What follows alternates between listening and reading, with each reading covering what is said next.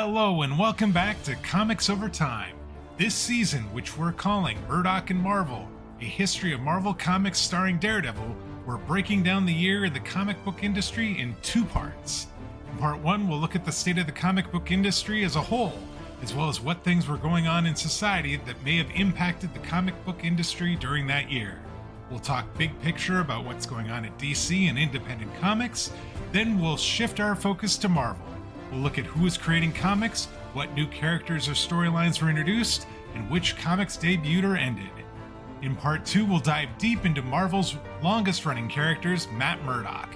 We'll look at what the year had in store for the Man Without Fear, key things that happened, and who joined or left his world before spotlighting one key issue or story. From there, we'll wrap up the year's discussion with a takeaway before moving on to another year and a whole new discussion. We're excited to have you join us on a trip through comic book history. We are back with another new year. It is 2011 in our discussion, not in real life, of course. My name is Dwayne. With me, as always, my good buddy Dan. Dan, we get to talk comics again this week. Yeah, this is going to be a lot of fun. It's an interesting year, partly in how not interesting it is. So okay. It's a weird one, but welcome to 2011, folks. All right. Just a quick note. We had some release date issues around Labor Day, so apologies for that. I got late putting the show notes in. I think Dan missed or forgot to attach the file and get it scheduled. Again, I appreciate you trying to take some of the blame, but this is entirely me. If I'd been putting it in on time, I would have noticed that I didn't see the show notes. Basically, I just had gotten busy with the fact that my daughter is heading off to college and we are in the early empty nest phase. So I'm just discombobulated in general. And hence, I screwed up and forgot what day it was and everything else. And so I throw myself upon the mercy of the court, people. Like I said, I should have had the show notes in for the 1 week, and then because of the Labor Day, you were going out of town and some things. I'm finally over the sickness that I got in right after the 4th of July. It is finally. I'm not taking cough syrup every day. I'm not taking cough drops every day. It is actually fantastic. And so we're going to celebrate by talking 2011 comics and hopefully getting the things out on time, but we just wanted to acknowledge apologies for that, and we'll continue to try and aspire to do better as we get closer and closer to the modern day. Any day where you don't see a podcast at 10 in the morning on Wednesday in your feed, I've screwed up yet again. And so you should send me an email and yell at me. I deserve that. So anyways, and you could include some, information on what you thought of the episode while you there you go. That would be fun too. All right. So, with that said, let's move on and let's talk about the year in comics. The year in comics. All right, Dan, you prefaced this discussion by saying this was an eventfully uneventful year. Why? Where do you want to start? Really, I think what I mean by that is that when you look at 2011, there aren't a lot of all-timer comics. Like, there's not really a lot out there where you're like, oh man, this was a year where, Day Tripper came out or something like this, where I'm just, or some big there wasn't some big series like not Spider-Man Day War 1 or something. Yep. But, yeah, okay. Or One More Day. Yep. That's what but I have to say. That said, there were a lot of things going on behind the scenes. We'll talk about a bunch of big changes over at Marvel. There was, of course, a lot going on the screen. A lot of it not really great, but some of it pretty good. Okay. And we did get one new character and one new book that definitely is going to be massive moving forward. All right. Marvel does make one big new change this year. All right. So let's talk about film and TV. what if you were to turn on the TV or go to the movies, what were we seeing that was inspired by comics this year? Well, so starting out with, no, we're not talking much about the direct-to-video TV movie things or whatever, the animated ones, but I want to note that this was a particularly good year for those. We had the Batman Year One animated movie based on the Year One by Frank Miller comics. We had All-Star Superman, based, of course, on the Morrison Quietly All-Star Superman books. And then also there was a Paul Dini Catwoman short that sort of rolled out of Catwoman Year, or out of Batman Year One, that I liked. So all those came out. Okay. There's also a lot of other animated TV shows and direct-to-video and whatever that we're not going to deal with. There were 3 canceled pilots, but no new shows that actually made it. So Okay. there was a Lock and Key show based on the Joe Hill comic books that it got a pilot. It never went on from there. A lot of people who saw the pilot said it was really good and deserved a series order, but it did not get one. Wasn't anybody in particular in it that I recognized as far as famous cast members, but Okay. nonetheless, so that was an interesting sort of horror show that they tried to bring to TV. Ultra by the Luna Brothers was a comic that came out in the early 2000s. Lena Headey was actually from Game of Thrones fan. Yes. Game Okay. of from Game of Thrones fame, was actually cast as the lead actress in that. Evidently, they changed almost everything about it except the title, though. The Luna Brothers were almost actually relieved that it ended up not getting picked up for series. It was pretty terrible. There we go. That happens Okay. sometimes. And then Uh-huh. there was a Wonder Woman pilot starring Adrienne Palicki, who I like her. Cool actress. She looked really good in the Wonder Woman costume. They had a new kind of Wonder Woman design that was a little updated that seemed like it was pretty interesting. But that also did not actually end up making it to series. And because it was seemingly a relatively different take on Wonder Woman, there were a lot of people who were a bit relieved maybe that it didn't make it to series. But I don't know. I saw the pilot because the pilot is available. Certainly wasn't bad, but it also was not awesome. So Okay. I, I I think I Bulky was I think I Bulky was the remember best part of it. I think I remember seeing some still shots of that. Uh, I don't and at least her as Wonder Woman. no, so, but anyways, so nothing actually that made it to TV.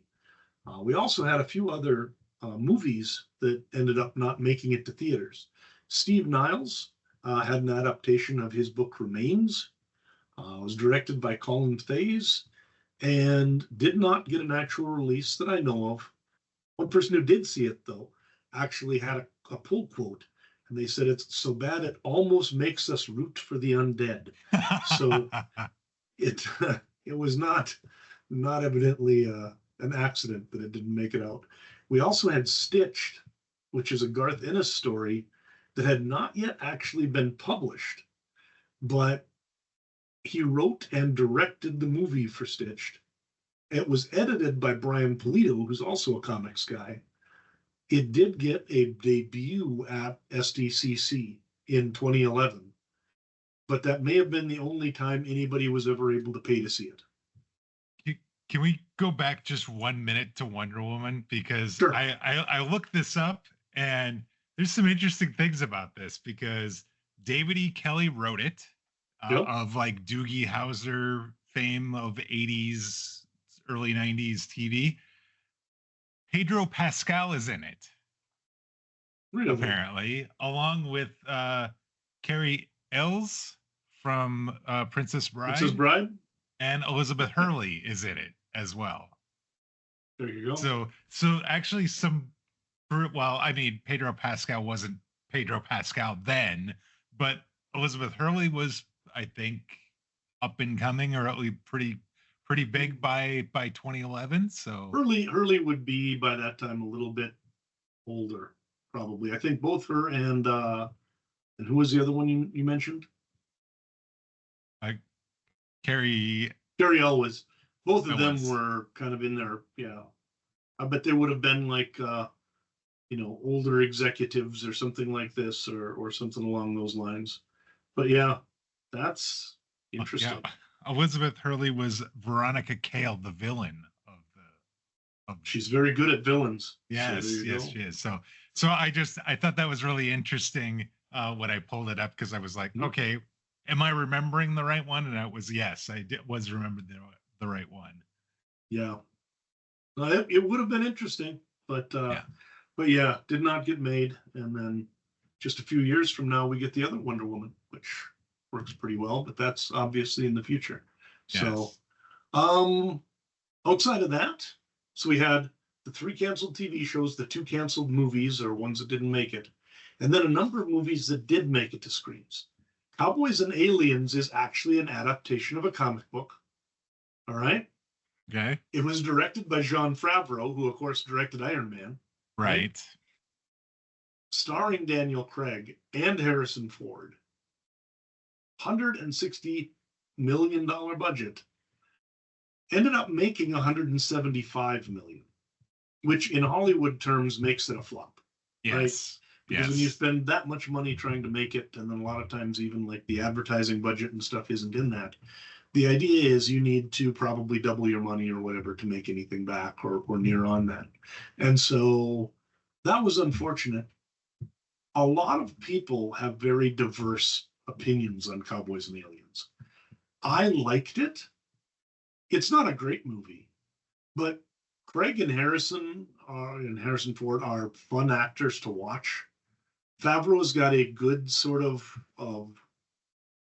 way of just keeping a movie kind of light and moving, even when Yeah. the material's a little goofy. I watched it with Ben. He was what, 8 or 9, and it was perfect. If you've got an Okay. if you've got an 8-year-old and you want to watch a non-animated movie with them, Cowboys and Aliens, they'll love it, right? But that probably says something that it's right down the road of an 8 or 9-year-old in terms of what everybody else is going to think. So we also Damned with faint praise there. exactly we also had Green Lantern, which I wouldn't even have watched with my 8 or 9-year-old, because why punish him with that? Oh, Um, this is the original Ryan Reynolds as a superhero. Ryan Reynolds, Blake Lively vehicle. Well, he was Deadpool the year before. Oh, was he So this is Deadpool? Oh, well, in Wolverine, yeah, Origins. I guess, yeah, So I okay. guess whether that's a superhero or not, but yeah. Um, Directed by Martin Campbell. This one again, $200 million budget, brought in 220 million, so it's a flop. But it's also a flop in that I don't think he thinks too highly of it, nor was it very well received. Like, not just box office numbers, right? While I was researching this, actually, there was a pull quote, or a thing talking about. Evidently, he hadn't watched the full movie for like a decade or whatever. Uh, And Reynolds posted someplace, he's like, this may be the Aviator Gin talking, but Green Lantern really isn't a bad enough movie to actually complain about or whatever. So he's kind of surprised in retrospect at how not bad it is, okay. because, and I think actually, if you go in expecting a bad movie, it's a perfectly fine bad movie. You know, Okay. if Gotcha. you go in expecting something worthy of a $200 million budget, that you're really wanting something great, you're going to be disappointed. But you know, I love the fact that Taika Waititi's in it as his friend, who That's it's right. Yeah. completely odd that he would be in that movie. So I think in retrospect, a lot of these really aren't as bad as we like to pretend they are. Um, they're just definitely not good, right? Sure. Do not quote me that Green Lantern is a lost masterpiece or something. That is not what I'm saying.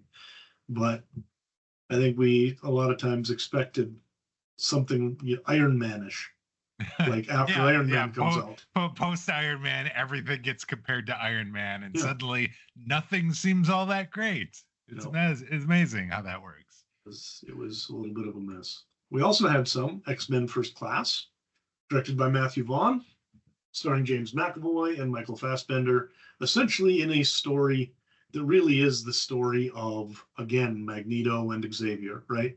And their first, Xavier's sort of first students. So it's set in the time of the Cuban Missile Crisis, and really a nice little movie. This one made some money, $150 million budget, brings in 350 million.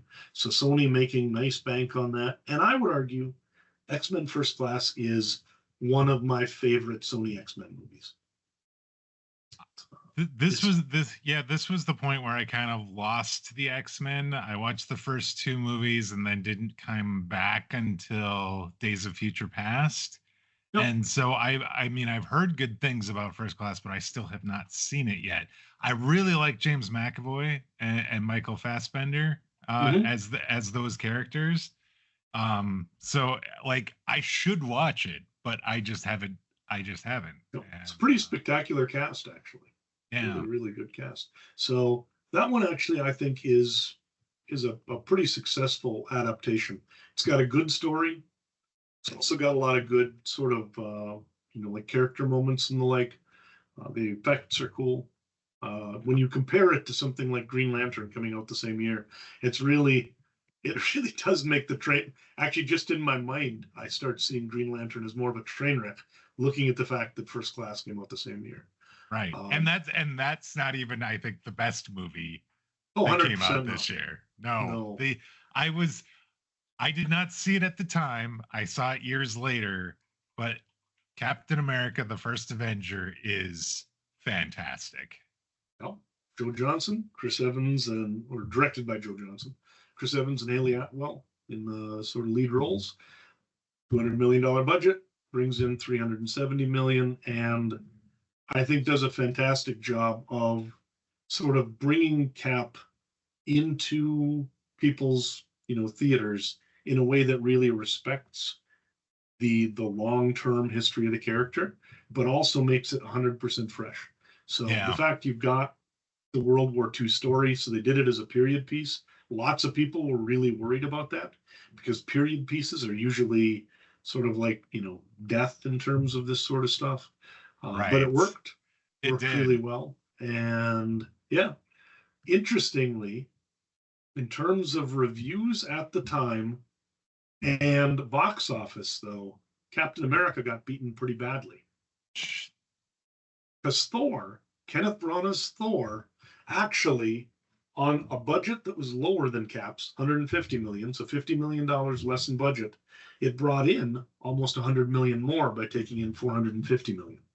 So this is probably the most successful Marvel movie to date, I think. And part of that, Branagh is a big director. Yes. And Chris Hemsworth is an immediate star, as is Tom Hiddleston. They just come into these parts, and it's like they were born to do it, and they're fantastic at it. Which makes it weird that Hiddleston originally, you can see him talking about it, auditioned for the part of Thor. Yes. And now it's hard to even imagine that he could have been Thor, Right. But I really liked Thor when it came out. I thought it also updated the mythos and the story brilliantly. It deserved to make some money. I would say that in retrospect, almost everybody is probably where you're at, that Captain America is the better movie. I really liked this Thor movie too. Again, I didn't see it at the time. I came back to it after. I think I came back to it actually after I watched Infinity War and Endgame, and so like a lot had happened to those characters since then. Yes. But going back and seeing those origin of the original stories, I think made me appreciate everything about everything I saw after that, and it was quite amazing. Both of those are good. Kenneth Branagh is he is a director because I don't know, there are some really his style of storytelling on film is Michael Bay-ish, when meaning everything is big, everything is just turned to 11 basically. Yet for some reason, sometimes it can really work, and in Thor it really works. Like the way, and I think part of it maybe is the actors involved: Hemsworth, Natalie Portman, um, her assistant Jane, or not Jane, the I can't even think of her name, that was in Two Broke Girls. I can't remember. Yeah, in any event, she was great too. As you said, Hiddleston. Though there was nothing about that whole cast that just didn't work, and yeah, it made me interested in Thor after watching it more. It was really well done. I will have to consider this Michael Bayish on Kenneth Branagh, because I think of like Dead Again and some of the Shakespeare adaptations he's done in the life. Okay, I'm I'm like, thinking it's very of different. I'm thinking more of uh didn't he do Wild Wild West? Was he in Wild Wild West? Like, you mean the Will Smith vehicle? Yes. I cannot No, believe that's he would be no, associated no, with no, that. no, no. He was Was he in that? Kenneth Branagh was in it. Really? He was Dr. Lovelace. Oh, he was the bad guy. Yes. Oh God. So yeah, because he does some of his roles. Like, I think he's far more subtle as a director. He's a Michael Bayish actor, because he does the same thing in yeah. Harry Potter. He plays that weird professor. Yeah. I've only seen bits and pieces, but yeah. So that's my impression of him. But I guess that isn't the impression of him as a director. That's him as an actor. Who did direct Wild Wild West? Barry Sonnenfeld. Oh my God. Alrighty then. Yeah. Kevin Smith has some really interesting stories about that, because I'm sure he was writing a Superman's like treatment way back in the day for one of the studios. He said one of the executives was determined that there should be a third act piece somewhere along the line with like this giant mechanical spider that Superman has to fight. No way. And he's like, I'm not doing that. And then eventually, I think he maybe ended up actually having to do that, but it didn't get made.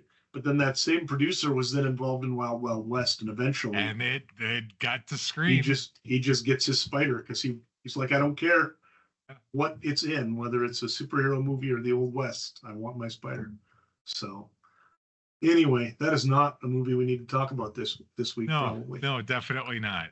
But I think it was a great week, or a great year for Marvel, because First Class, Captain America, and Thor, I don't know there have been many years when they've had 3 movies out and they've all been that high of quality. Yeah, no, that is very true. And like, I think people after the Hulk movie were a little like, here Iron Man was great, and then at the time, I don't think the Hulk movie with Edward Norton hit nearly as well. And so then it was like, these were the next movies that Marvel. Oh, Iron Man 2. Yeah, Iron Man, which also didn't hit that well. Yeah, no, that didn't hit very well either. So this was them coming back and then really, sticking the landing on two new characters. So like, if the idea was that they were going to eventually do these big bombastic, group movies like the Avengers, they needed some of these other characters to stick as well as Iron Man stuck, at least initially.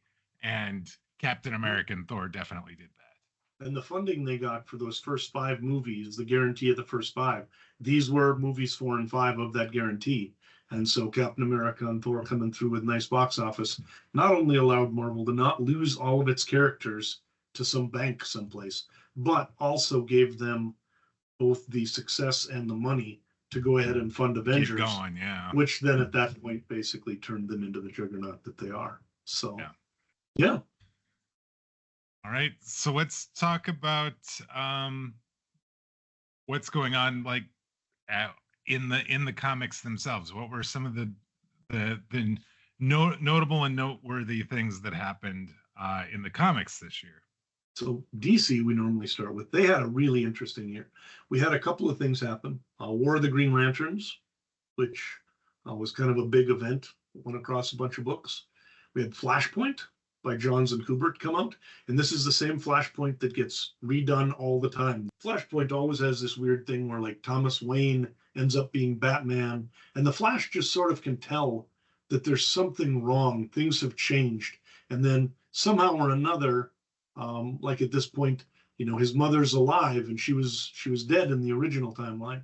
And what we of course find out is that he himself has gone back and sort of messed up the timeline to try and save his mom, and in doing so has blown up everything to the point where like the world's being blown up, and Aquaman and Wonder Woman are trying to kill each other, and it's just a complete mess. So pretty good story though, and it's been riffed on a lot. I was thinking we read that in preparation of seeing the Flash movie. The Flash movie, yep, exactly. Yeah, that sounded familiar to me. And Yep. looking at the recap of it, this is the one with the really great letter at the end, right?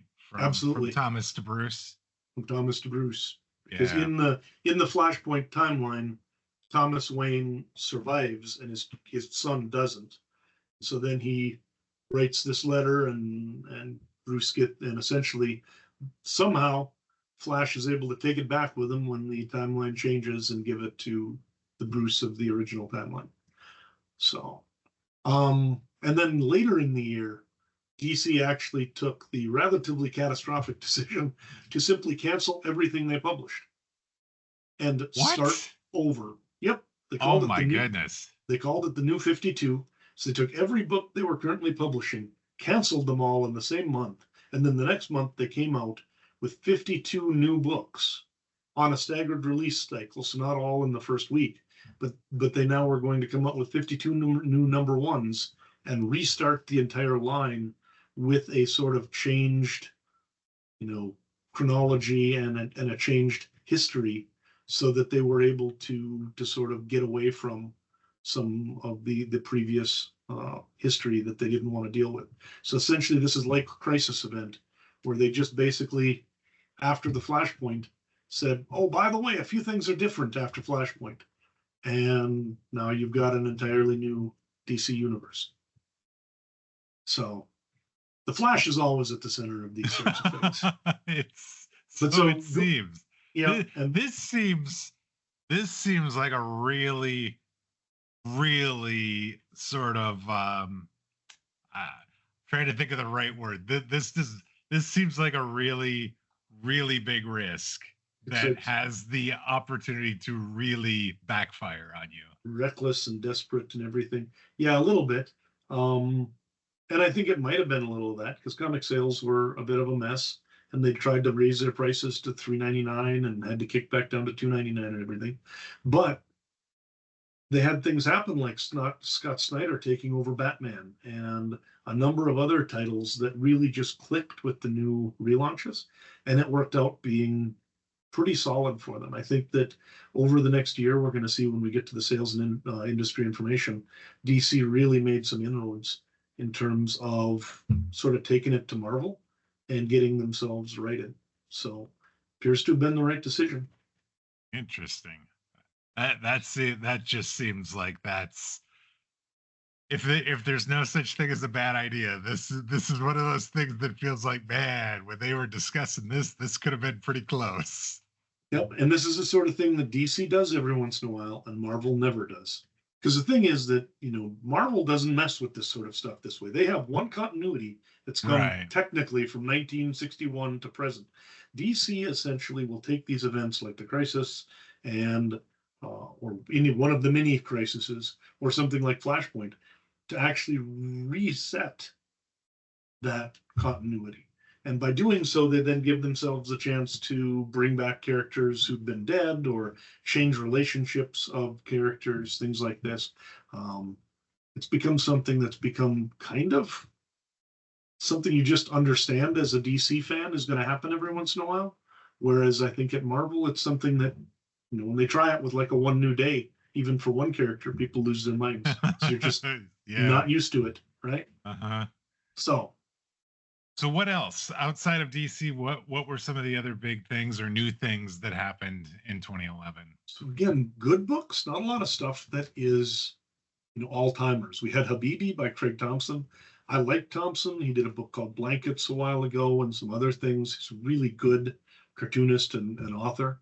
And this one tries to take some big swings. I don't know if it necessarily gets there, but it was interesting. It's on religion and all sorts of things like this.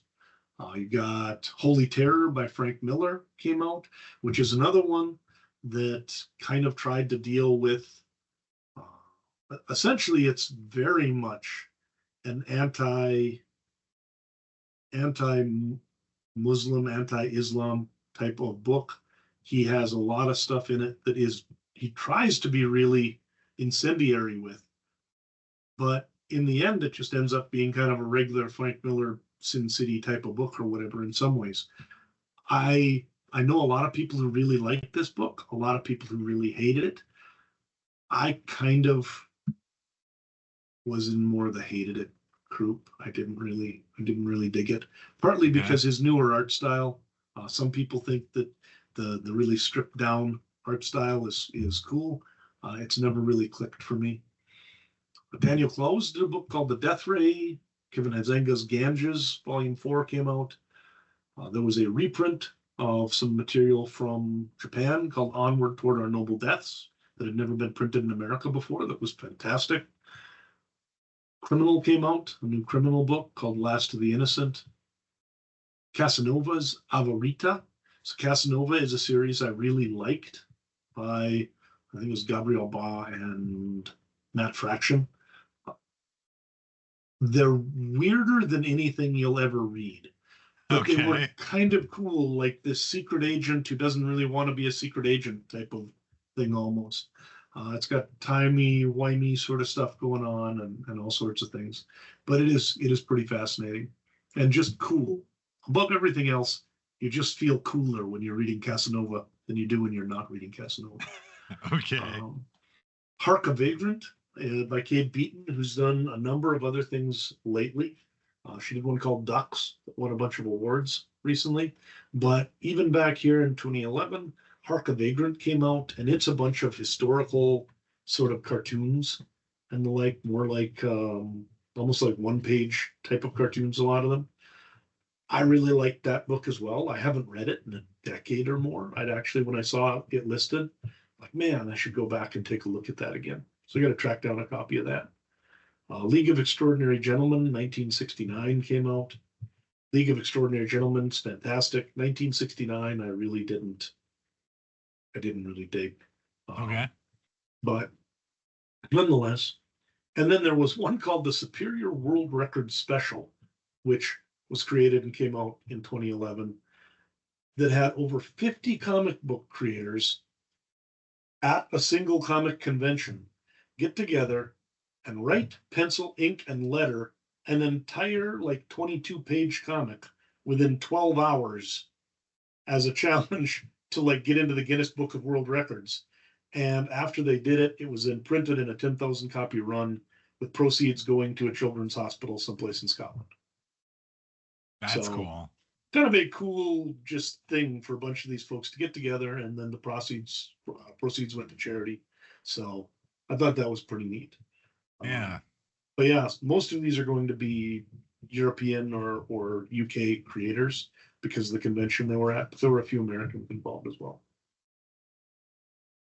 Right. So let's talk about the sales and industry information. You said DC with their New 52 kind of started to make some inroads on Marvel.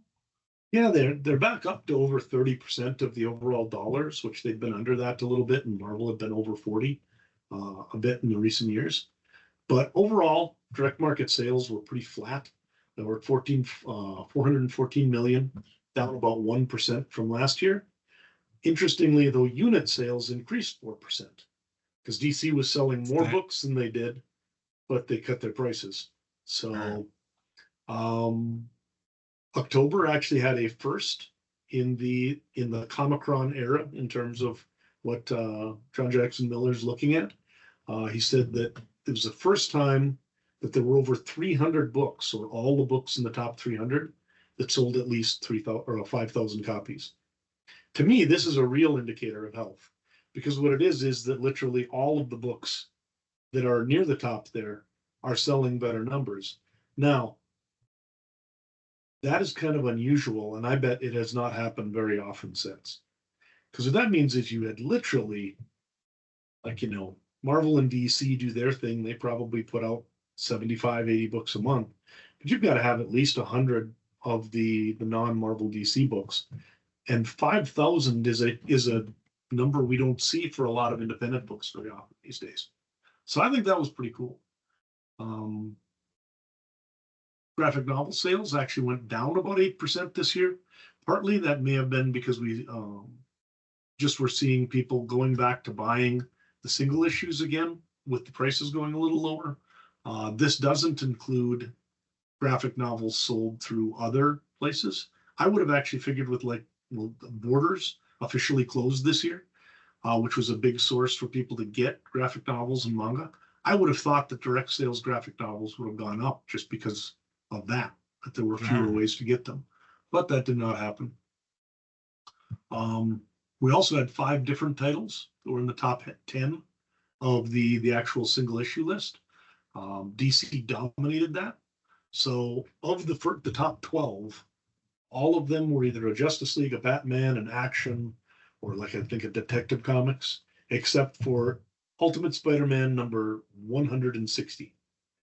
We'll talk about during the Marvel place why Ultimate Spider-Man number 160 sold a lot of copies. There must be something going on there. Okay. There was indeed. Also, in terms of one of the big things that people were talking about this year, technology and digital sales are becoming a big sort of thing, both in terms of people being excited about it and people being fearful of it, right? So Amazon actually released their Kindle Fire this year in sort of direct competition with Barnes and Noble and Apple. Kindle then was partnered with DC for a certain number of books were available on the Kindle Fire reader and stuff like this. Okay. Barnes and Noble with its Nook e-reader then partnered up with Marvel. Sure. Apple partnered with no one, but they had the iPad. Yeah. And so through all of this, digital sales actually came up to about 25 million in 2011, up 150% from the previous year. And when you start thinking about the fact that direct market's at 414 million, almost nobody even knows how to use a frickin' tablet.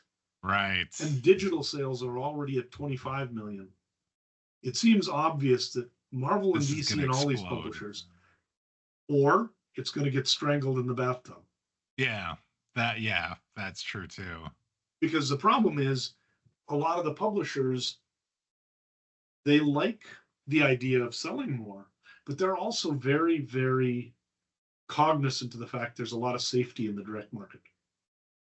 So they like being able to sell things non-returnably to these stores. The stores are terrified of the fact that if comic books are sold at a cheaper price, if you buy them digitally, online, they're going to just go out of business. Right. And so what starts to happen is this push and pull of how much do we want to do to get digital comics out there where people can get them, and how much do we want to do to try and do a protectionist kind of plan that makes sure that the comic stores still are viable. And you see all sorts of different things happening here. Diamond actually announced something called Diamond Digital, which essentially turned into vaporware as far as I can tell. Maybe we'll see something of it later. But the idea was that when you bought your digital comics, if I bought digital comics, that I could assign a store, say one of my local comic store here in Fargo, as my primary store, and then they would get a cut of any digital comics that I purchased. So that essentially if sales are being stolen from my store, they're getting some of that money back rather than just losing it. Sure. Now the question is, why would they subsidize in this way? I don't know. But the fear was there that the comic stores would simply go out of business, just like Blockbuster, just like Borders, just like everybody else, if there wasn't this protectionism. And to be quite frank, they may have been right, because comic stores are still around and video stores are not. So That is there you true. go. That is You true. know, Right. if every time you wanted to rent a movie digitally, it cost you just as much or more than if you went into the actual store, be much more likely we'd still have blockbusters. Yeah. So, other than that, we did have a couple of things because of Disney again taking over or buying Marvel, including the fact they pulled their comic license rights to the Disney properties like DuckTales and stuff like that away from Boom Studios, with the idea, of course, that those would then be reassigned to Marvel so Marvel could publish that stuff. Gotcha. Okay. So what about publishers? Did we have any new ones that came in 2011, and did we have any that closed their doors this year? 3 new publishers really to note. The big one is Action Lab Comics, which is a bunch of guys involved with Action Lab. I really enjoyed those books. Legendary and Storm King Productions as well. Action Lab has put out over 1,000 comics in the last decade or so. Legendary a little over 100, and same with Storm King. And then as far as ending publishers, we had 3 of them. Slave Labor Graphics, which had been around since 1986, went belly up this year, stopped publishing. They had 1,196 issues that they'd put out at that point, as far as I can tell. I loved a lot of the stuff they did. It was very quirky. It was very weird. It was very cool. I think we maybe mentioned that they'd filed for bankruptcy a year or 2 ago, but this year they actually officially stopped publishing. Tokyo Pop also, which was the biggest manga publisher in the United States, filed for bankruptcy this year and closed its publishing division. Tokyo Pop was still around doing like anime stuff and other things, and they will come back to publishing, but not for quite a while. And Wizard Magazine, which has low-key been like one of the top 6 or 7 publishers on the direct sales list for the last decade or more, closed up this year. So they are no longer around. Interesting. Yep. You have a note here about the Comics Code Authority. We also have a death in the family of sorts. The Comics Code Authority, which has been around since the 1950s, the bane of EC Comics and all sorts of people who wanted to see sort of more mature content in comic books, officially sort of gets shuttered this year. The last company that had been using the code in any capacity, they obviously weren't using it for Vertigo or this sort of stuff, but were using it at all for some of their books, was DC. And DC this year decided to create their own rating system and to stop submitting things to the code. The only other one that previously had theoretically been under the code was Archie Comics, but they never submitted anything to them. And so they also went away, and the code is just done. So yeah, after I guess decades. If nobody uses it, then it doesn't really matter at that point. Yeah. And it had been dead for a long time, in effect. Really, since the early 70s, the code had been largely toothless, because in the early 70s, it formed in the 50s as a response to a lot of the gangster and horror comics coming out around that time.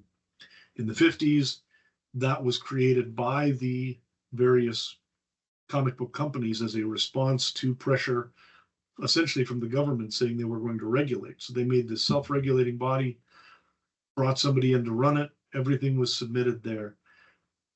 For about 15 years, the code had a lot of power. Then in 1971, you have the famous Stan Lee incident where they're going to do that drug awareness comic through Spider-Man. The code says no, and Stan says, screw it. Government says they want me to do it, and I want to do it, so we're just going to run it and see what happens. Turns out nobody cared. Code decided to change their ways. You also had DC starting to do some of this same stuff afterwards.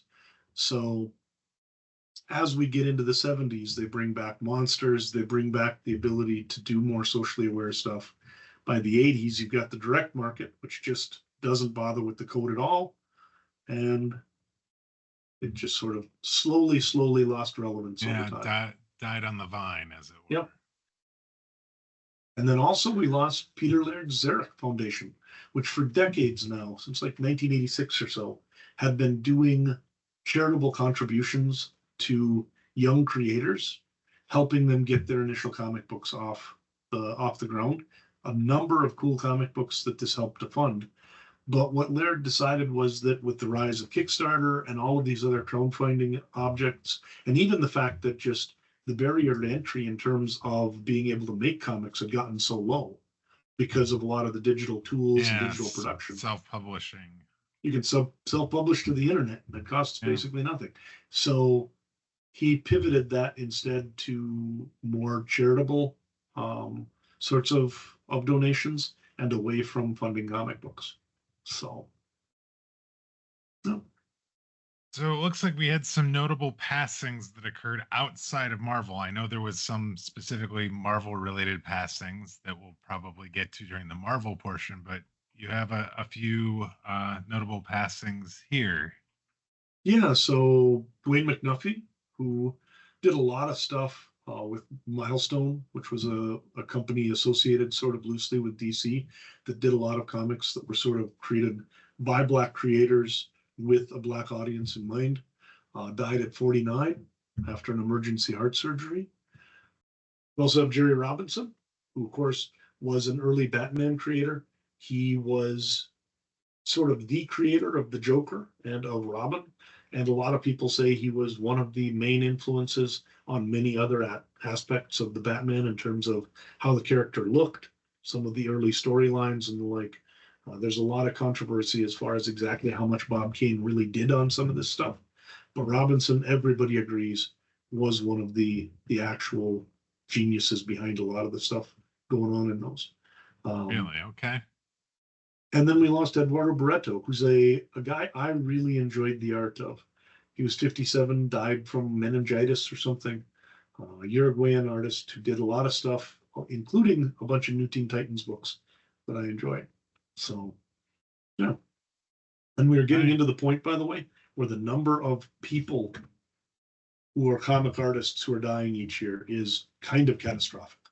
There are probably, in the actual list, there's probably 30 or 40 people. So I'm having to, if may have left out some people you like, and if so, I apologize. Yeah. Okay. So let's talk about the Eisners then for books that came out in 2011. We are running a little long, so what are some of the notable standouts here that we want to take note of?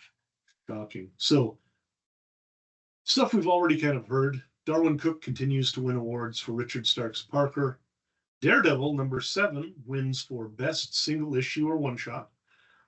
Best continuing series, the new Daredevil series by Mark Waid, Marcos Martin, and Pablo Rivera, is universally beloved, Dwayne, and in fact wins best continuing series, one of the first times Marvel has ever won the best continuing series award.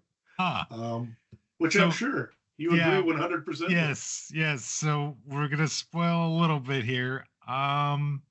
I'm not loving the Mark Waid books. As we jump into a new creative team this year with Mark Waid and Marcos Martin, and yeah, let's talk about it more next week. But this is amazing to me that this is one of the first times that Daredevil has won best single issue and best and continuing series.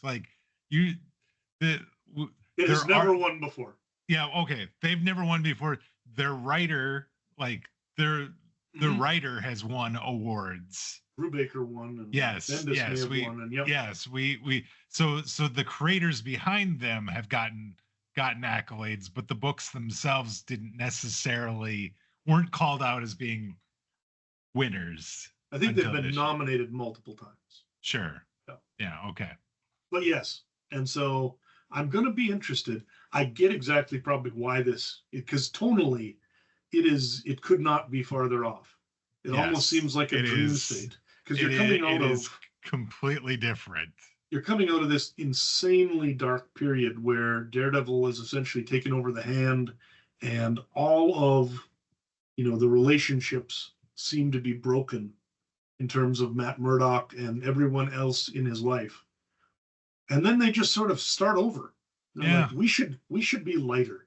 There's basically like this, as we talked about last week, the series ended, volume 2 ended. There is a 4-book limited series, Daredevil Reborn, that's still under Andy Diggle, that's written to kind of bring him back to New York, and then Mark Waid takes over with the next volume, and it is completely different. Like that's all I can say, is that it is tone and tenor and the types of stories.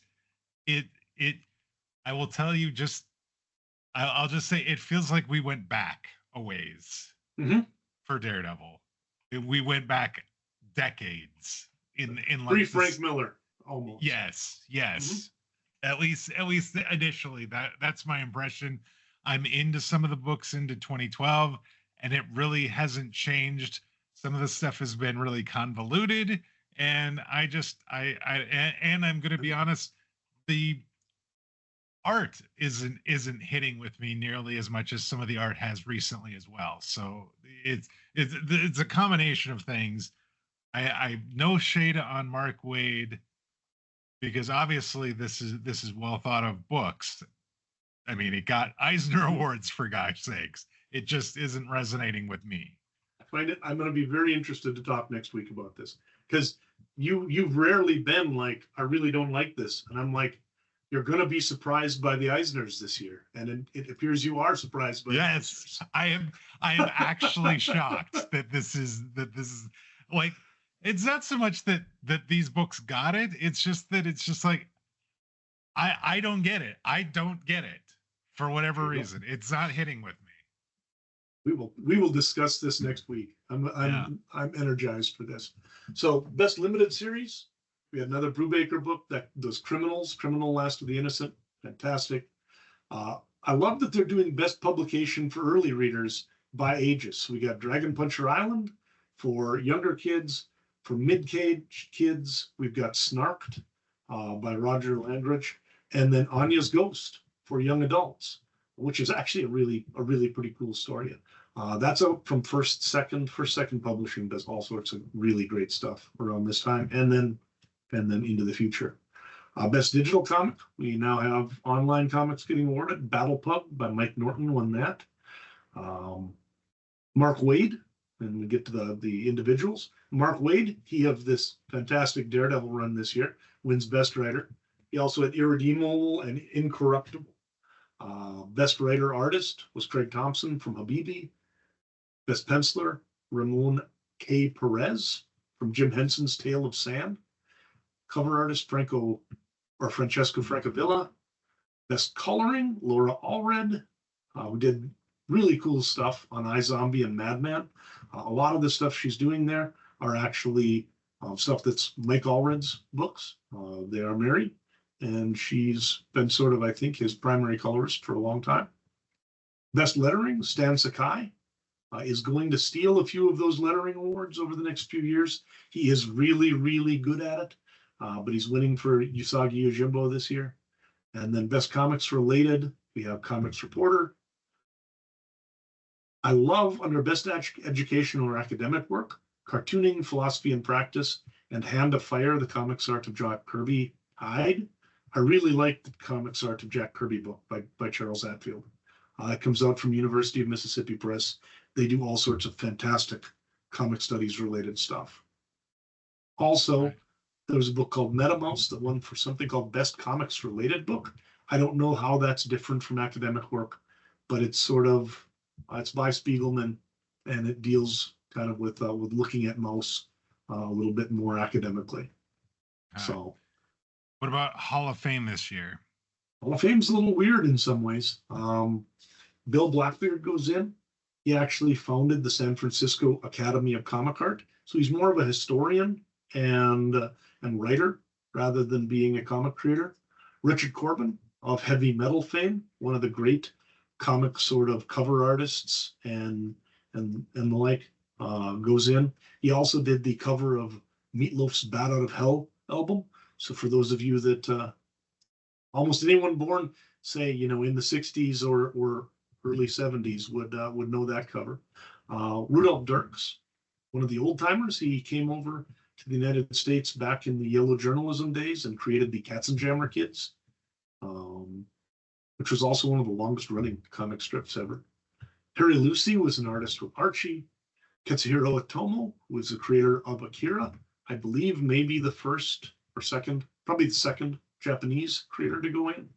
And then Gilbert Shelton, he of the fabulous Furry Freak Brothers, Fat Freddy's Cat, and Wonder Warhog makes his way in. Wonder Warhog's a weird but kind of amazing strip. But he's somebody from the underground movement from sort of San Francisco in the '60s. I find this a very diverse class. People like old timers, new timers, mainstream, like that would be the case. Foreign, kind of crazy. All right, so before we talk about Marvel, Dan, what was your favorite non-Marvel book from 2011? I think it's Casanova, probably. I had a 5-year-old and like a 7-year-old at this point. I don't really remember all that much. I'm sleep deprived, so. But Casanova was a lot of fun. I'm going to go with that. All right. I think that was probably it. Well, we spent a great deal of time talking about what happened in TV and film, going on in DC and independent comics. Let's talk about what happened in Marvel in 2011. The year in Marvel. Excelsior! Last few years, Marvel has been kind of a juggernaut. They've been putting out tons and tons of titles. 2011, another one of those years, or did they start to scale back a little bit? Oh no, scale back. Are you insane? We don't do that anymore, I guess. Right? That's for losers. If you publish 710 titles in 2010, the only way to go is to publish almost 800 titles in 2011. So they hit 791, which is up 81 from the previous year. 636 of them are titles that are new. And again, keep in mind, titles, these could be one-shots, collected editions, whatever, but they're things that are taking up space on a shelf in the new comics at your store. Ending series, though, and I think this is a canary in the coal mine, 640. So the last few years, we've been getting a lot of series, and a lot of them start and a lot of them end. But there have been more series starting than there have been ending, which means overall it's an expanding line. Yes. This is this is now back the other way, which is for a few years when things started to get lean, more titles were ending than were starting. Yeah. What is weird, though, that they published 80 more titles than they did last year, but there's fewer titles at the end of the year than there were at the start. Yeah. Doesn't make any sense to me. That is weird. Yep. Right. So, we're talking about series that are ending. So how many of those are actually over 100 books that are still going on at this point? One of those things that I've been using to kind of track how stable things are and how much they let things continue to move. There are 5 books over 100 issues on the stands right now. Uncanny X-Men, Amazing Spider-Man, Fantastic Four, X-Factor, and Daredevil, which counts because it got issue 132 in February before being discontinued. Yeah, they got like 1 or 2 books in very early in the year, and then got 511, 512 of the reorder, which ended up being about 130. Yeah, you're right. Yep. Okay, so that's interesting. What about events have been weird because there's been a lot of them. Is this another one of those years where there's a lot of them again? Identified 5 of them that qualify as events. You had the Age of X series, which is kind of the idea of this world with no X-Men. We had the Big Fear itself, which is sort of the primary event of the year, which is a battle for Asgard against this ancient serpent. Out of that, there's then something called Shattered Heroes. So Fear itself is 125 books. Shattered Heroes, which is kind of the fallout from Fear itself, is another 74. So between that storyline is Like, 200 comics. yeah, The that is a extent lot. of 10 titles for a full year. So that's a lot. We also had Spider Island, which was where all of Manhattan gets spider powers. This is weird enough that I do remember liking this. It's actually kind of fun. And then X-Men Schism and Regenesis involves the X-Men sort of splitting into two factions after Cyclops does some stuff. Okay. So, yeah. So those are our event books. Interesting. I thankfully that the Daredevil crossover is wrapping up at the very beginning of the year, but basically it was more of last year than it was this year. So yep, that's nice. So what about what's going on in the books? Is there anything new or notable that's going on in the books this year? So I'm more interested in trivia for part of it. We've got, you can tell they're trying to find new ways to connect to younger folks. Spider Girl actually had a story where it's being told, trying to use Twitter posts as a framework of how they do it. So kind of playing into new media, which at the time that would have been new media. Loki is actually de-aged and takes over Journey to Mystery under Kieran Gillen. And it's kind of interesting because he's more less really devious and more sort of just a little imp running around causing trouble. And okay, they're fun stories. We have the Human Torch dying, so the Fantastic Four becomes 3 essentially. Torch dies, sort of saving reality from Annihilus and the like. Really, really good story. Really, really well ending. Obviously, he's going to get better, so sure. Don't worry too much. But he was gone for quite a while, and it was a really good story. Did we end up having? I'm asking. I guess we had some other people that came in to play Human Torch. Did they come in here after this, or play Human Torch, meaning like be the fourth member of the Fantastic Four? I thought there was another person that was the Human Torch, like a different, not Johnny way back Storm. in the 40s. Oh, okay. There was an android that was the Human Torch.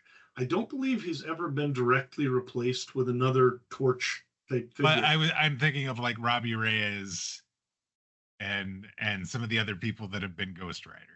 Yes, nothing like that. No. Okay, I was mistaken. Sorry. They bring in like She-Hulk has come in to be the fourth member, that sort of thing. I don't believe there's ever been a second Human Torch in the FF. Somebody could correct me on that. I'm not sure. I've read all of the various arcs of FF. But what happens after this is that they start a new story called the FF instead of Fantastic Four, where they rename it Future Foundation. And then it's more about like sort of this group of kids being in a sort of like a smart kids school at the Baxter Building, and they get in all sorts of adventures and cause trouble.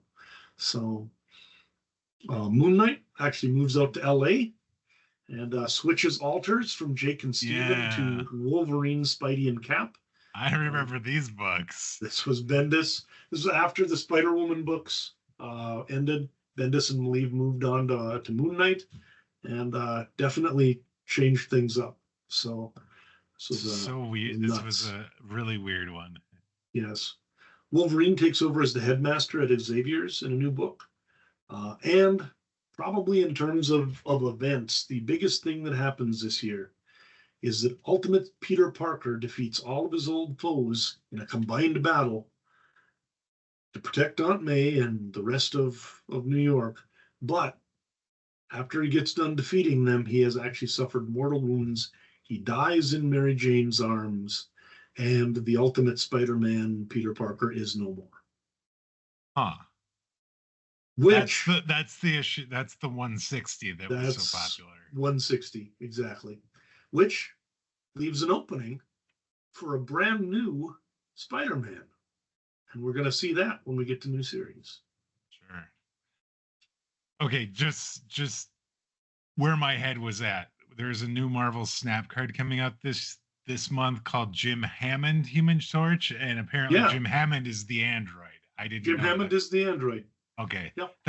that's what I had in my head. Is He Jim he Jim?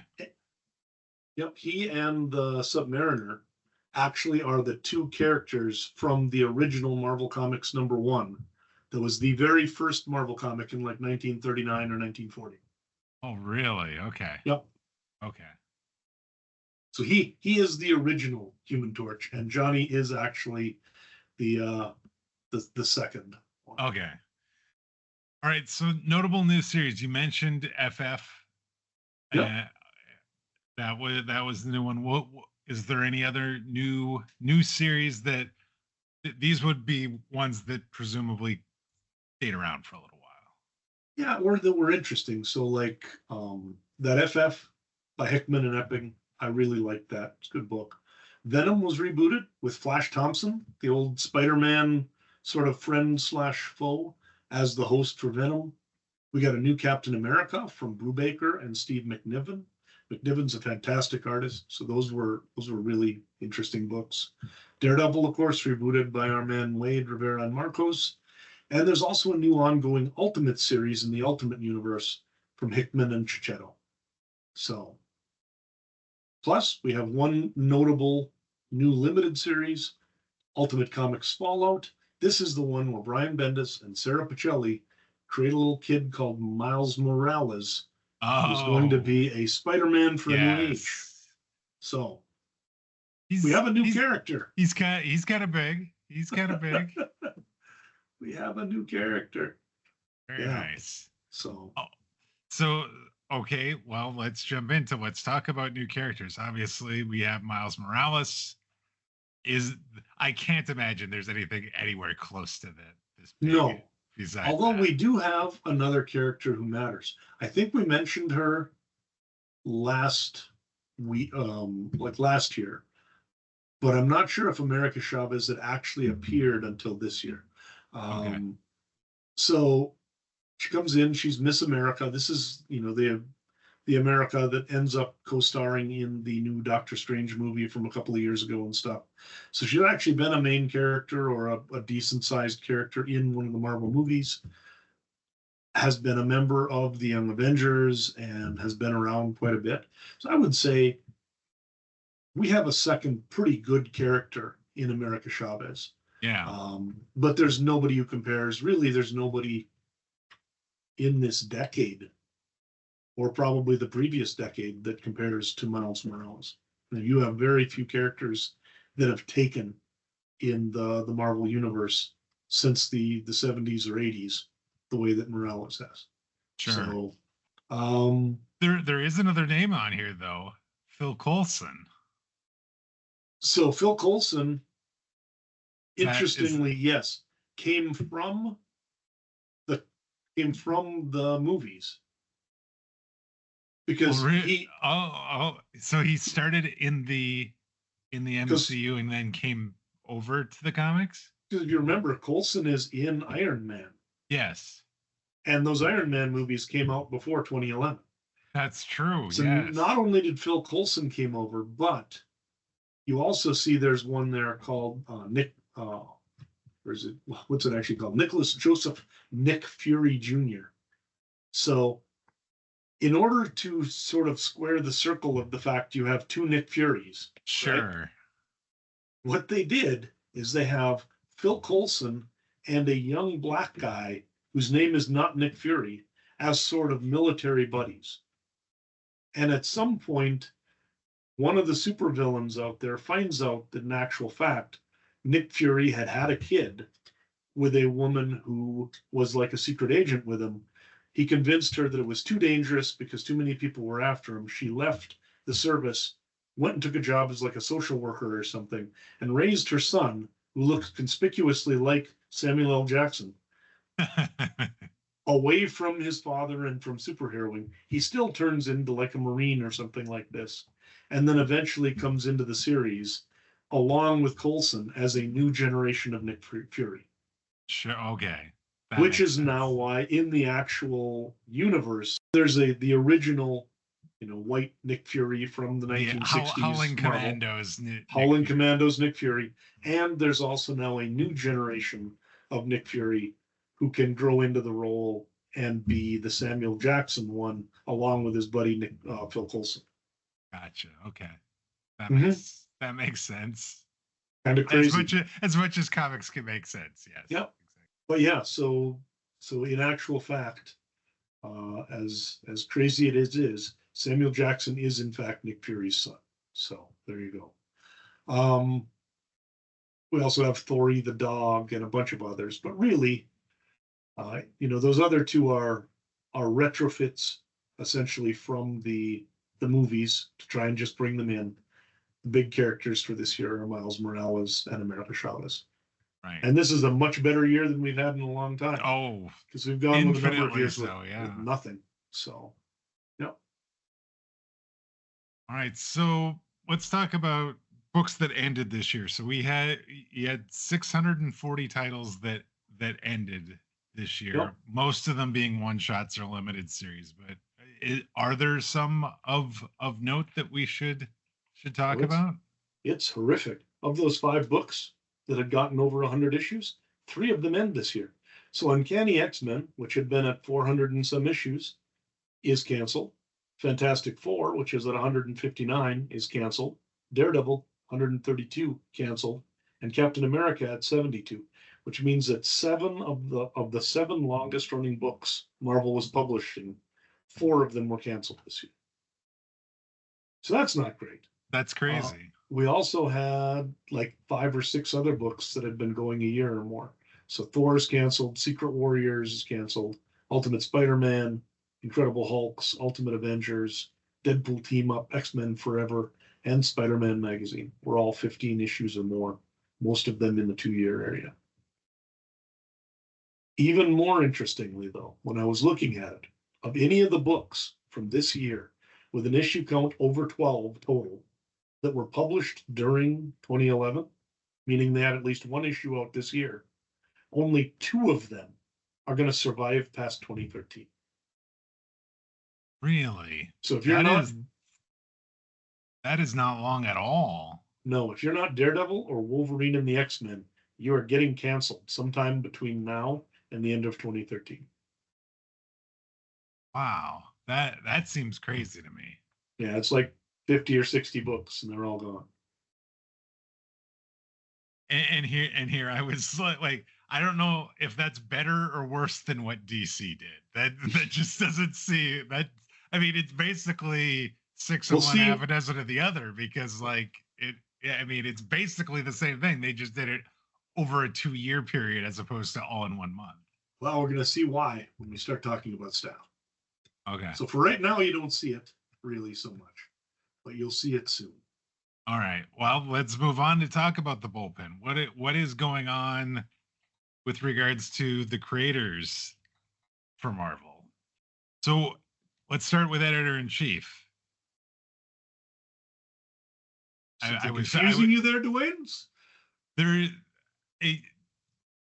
a new name there.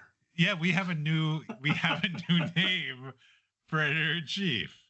When did this happen? Why am I always the last to know?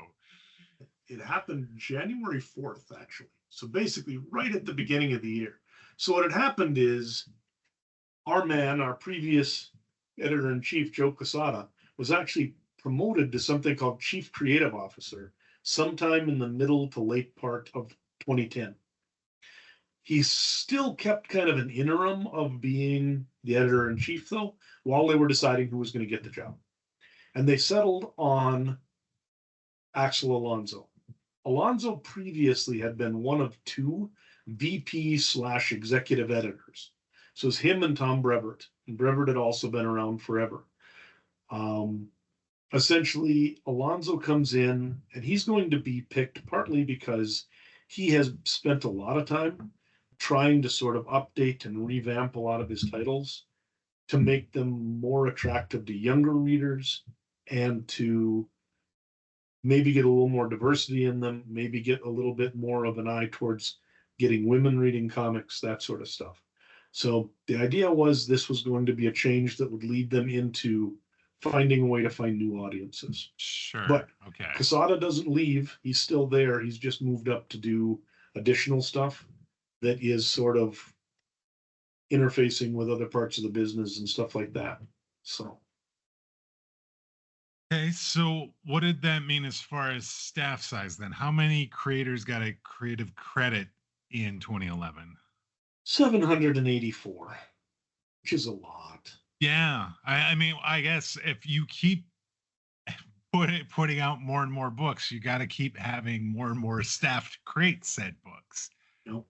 It seems crazy to me. So, of that, how many people got their first credit in 2011? We're down quite a bit here, 78. Okay, so it was more of a, we're not bringing in a whole bunch of new people. We're sort of sticking with the people that we've got. Well, it's even worse than that. Marvel, and I'm going to call this quote unquote leadership, including Ike Perlmutter, who is an absolute disaster, actually decided that it was time to cut costs because Marvel's profits went down. Oh, now, sure. I want to note yes. Marvel's profits went down. And so they fired like 10 to 15% of the staff. They did not lose money. They still made pretty good money. But they didn't make enough money. The line didn't go up high enough. Perlmutter, multiple-time billionaire that he is, decided to spend time in the Marvel office making sure people didn't use paper clips so that they would make a little bit more money than they'd made already. And then he fired a bunch of people too. We're going to see that this is going to come home to roost. I was going to say that there is no way this is going to be there's going to be a positive outcome of this. Not good. But in any case, what that has meant, among other things, is that Marvel is basically now in a situation where you've got a lot of people who are sticking with the company, just hoping that Perlmutter will maybe die. Because he's in like his 60s or 70s, 80s, I don't know. But he's old enough that he should not be futzing around here. But in any case, he wants more power at Disney, and he's trying to use Marvel as essentially a showcase for how just slashing budgets and cost cutting can do things. What he also doesn't want is any investment in new story when old story will do. That's one of the reasons why we're getting all of these new titles, many of which are just reprints, and why you can bring out more books than you've ever brought out while hiring fewer people than you've ever hired and firing a bunch of folks. They're just doing reprints. So, such is the way. Yeah. Before we move on and talk about the Rookie of the Year, there was some notable passings for Marvel this year. Two pretty big creators, it looks like. Yep. One of them, one of the original Marvel creators, Joe Simon, who of course helped create Captain America with Jack Kirby. Simon and Kirby then went on to create the romance comic genre. And Kirby has been a part of comics, for basically most of the first 40 or 50 years of comic books.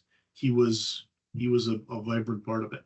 And so this is somebody who I'm sure he went into the Hall of Fame within the first 3 or 4 classes, and definitely one of the greats of the comic time. He didn't do any art. He was just a writer, but he wrote and then drew a lot of stuff with Kirby.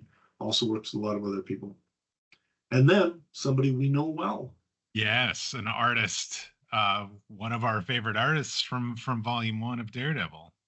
Gene Colan, who, interestingly enough, he won an Eisner just like a year or so ago now on a book that he'd done. But he passed away at age 84 this year. Of course, he'd done Howard the Duck, Tomb of Dracula. He was a co-creator of both The Falcon and Blade. And then, interestingly enough, he had a pretty nice run on Daredevil. So a very nice run. One of my favorite artists from Volume 1. Yep. He was an artist on the book for almost 100 issues, probably a long time. Yeah, and then came back at least once or twice for special occasions and that. Yep. All right, rest in peace, my man. Yes, that is definitely a notable passing. But let's talk about the Rookie of the Year now. There are 78 new staff that got credits this year. who were some of the people that got some consideration for the award, and then we'll talk about who got the award this year. This is potentially a difficult year. Not that many people started with Marvel this year, and not that many of the people who started with Marvel stuck with them, or in many cases have had a big impact long term on the industry. However, there's a few people I'd like to note, just in terms of, I think you can see Axel Alonso's influence. Joelle Jones got her first credit with Marvel this year. Kate Beaton got her first credit with Marvel this year. A couple of women who are fantastic artists and creators have gone on to do all sorts of things. They did not evidently stick with Marvel because neither of them's done a lot of work with them since. Jones has gone on to do a lot of stuff with DC. Beaton has kind of continued to do her own, create her own work. But those would have been the sort of people who, if they could have gotten them in and found them a place where they're, sort of fit within the Marvel world, they could have done some really great stuff for them. So people to mention, but they don't have enough Marvel credits to really be relevant in terms of Rookie of the Year for Marvel. David Curiel is a colorist who's got over 300 credits with Marvel. Nick Spencer is a writer with over 200 credits. He did make Kappa Nazi once in one of the most infamous storylines in Marvel history. So that probably, I guess, I would have to say that counts. Then that infamous at that point. No publicity is what is it, that any publicity is good publicity? Maybe, but in this case, I think it actually works against him. David Marquez is a penciler. He had over 150 credits. He did Invincible Iron Man and Civil War II, both with Bendis. I really like Marquez's stuff. Very, very sort of talented artist. But luckily, we don't really have to decide because it's an awfully clear who's going to win this type of thing. We've got somebody who's become one of the true stars of the industry and has done a bunch of stuff for Marvel. And they debuted this year. Okay, so who is the winner then for 2011? Jordie Bellaire. Jordie Bellaire is a colorist. She's done, as of my last database update, she had 245 credits with Marvel. Won the Best Colorist Award in 2014, in 2016, and has won the last 3 Eisners as colorist.